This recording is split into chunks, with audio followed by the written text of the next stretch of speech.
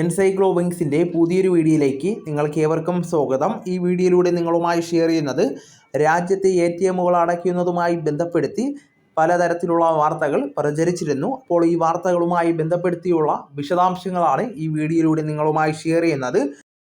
നമ്മുടെ വീഡിയോസ് ആദ്യമായി കാണുന്ന സുഹൃത്തുക്കളാണെങ്കിൽ ആദ്യമായി തന്നെ ചാനൽ ഒന്ന് സബ്സ്ക്രൈബ് ചെയ്യുക. അപ്പോൾ നമുക്ക് വിശദാംശങ്ങളിലേക്ക് കടക്കാം.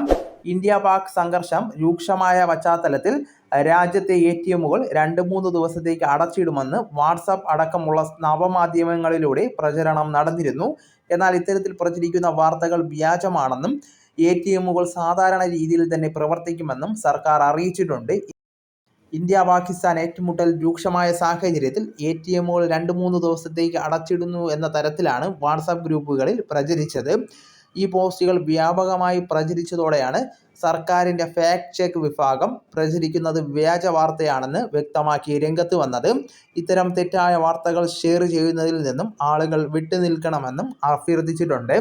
ബാങ്ക് ഉപഭോക്താക്കൾക്ക് എപ്പോൾ വേണമെങ്കിലും സ്വന്തം അക്കൗണ്ടിൽ നിന്ന് പണം പിൻവലിക്കാവുന്നതാണ്. ATMകളെ കുറിച്ചുള്ള തെറ്റായ വാർത്തകൾ പ്രചരിപ്പിക്കുന്നത് ജനങ്ങൾക്കിടയിൽ പരിഭ്രാന്തി പരത്തുവാൻ സാധ്യതയുണ്ട്. ഇത് ബാങ്കുകൾക്ക് മുന്നിൽ നീണ്ട ക്യൂവിന് കാരണമാകും. മാത്രമല്ല ബാങ്കിൻ്റെ ജോലികൾക്കും തടസ്സം ആയേക്കും. അതിനാൽ ഇത്തരം വാർത്തകൾ പ്രചരിപ്പിക്കുന്നതിന് മുമ്പ് ആളുകൾ ബാങ്കുകളിൽ ബന്ധപ്പെട്ട് വാർത്ത സത്യമാണോ എന്ന് ഉറപ്പുവരുത്തേണ്ടതാണ്. അപ്പോൾ ഈ വിവരം നിങ്ങളുടെ സുഹൃത്തുക്കളിലേക്കും മറ്റ് ഗ്രൂപ്പുകളിലേക്കും ഷെയർ ചെയ്തെത്തിക്കുക. നമുക്ക് തുടർന്നും വിജ്ഞാനപരമായിട്ടുള്ള മറ്റ് വീഡിയോസും ആനുകാലിക വിവരങ്ങളുമായിട്ട് വീണ്ടും കാണാം. അതുവരെ ഗുഡ് ബൈ.